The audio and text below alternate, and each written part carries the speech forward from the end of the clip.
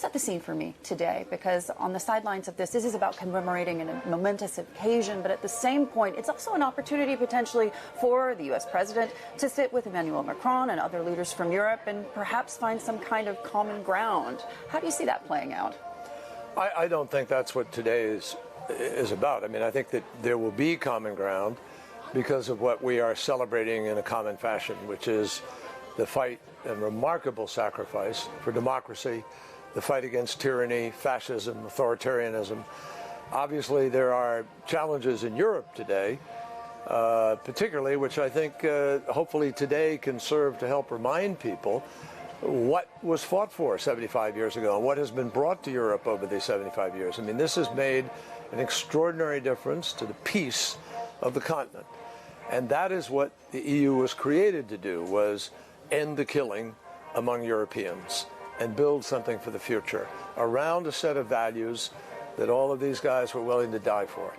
Is it concerning to you, the level of discourse right now between the United States and European allies and NATO allies? Well, again, you know, I really don't want to get into sort of the politics of what's happening as much as I think. Can you avoid it?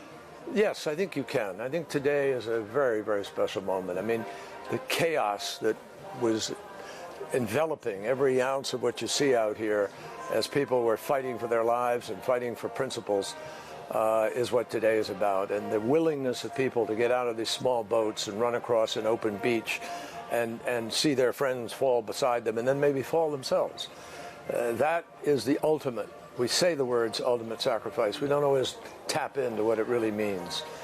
This moment, this place, which I think is sacred ground, is a place where you can really tap into the unity of spirit and values that we fought for here and that have carried us for 75 years.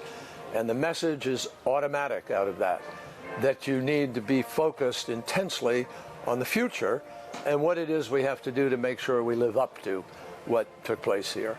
It's a tall order, but it's an important one right now. And as a veteran yourself, sir, I have to ask you, when we hear stories like the one in which the USS John McCain was moved out of the way so that the president potentially wouldn't be miffed by having to see it, does that concern you at all about the future of this discourse? You know, that's not what, I mean, does it concern me? It concerns me, but it doesn't concern me today because I think this moment is so special.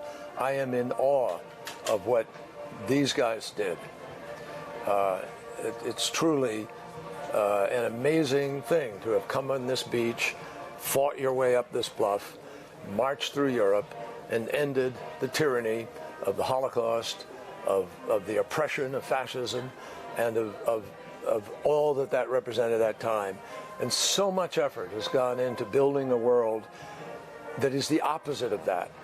That, you know, the only thing I would comment on is saying, you know, one hates to see people struggling now to pull things apart, and institutions that were built out of that, which need reformed perhaps, but which still need to exist and be honored, and that have brought us much more good than bad. We need to stay focused on that and understand how we're going to apply that to the choices we face about a whole host of issues on a global basis.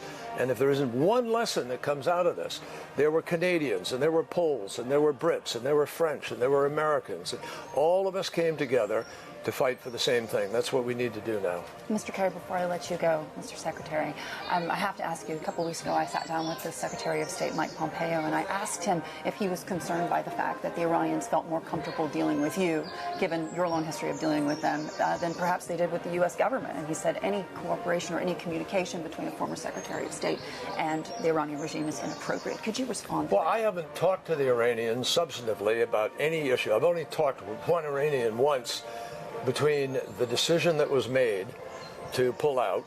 I saw the foreign minister briefly for a few minutes at the Munich Security Conference.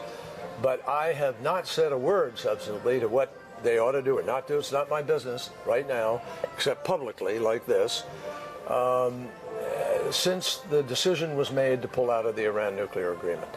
From that time forward, this is a public issue, and I don't engage in any diplomacy on it in that way. There's been no back channeling. No, I haven't had any back channel on that issue since the decision was made to move out. And before that, It was not a back channel. I met publicly as the New York Times editorial board did, as members of Congress did, as senators did, and as other secretaries have done throughout history, always engaged. Henry Kissinger, Colin Powell, many others, continue to have conversations with people as a matter of being well informed.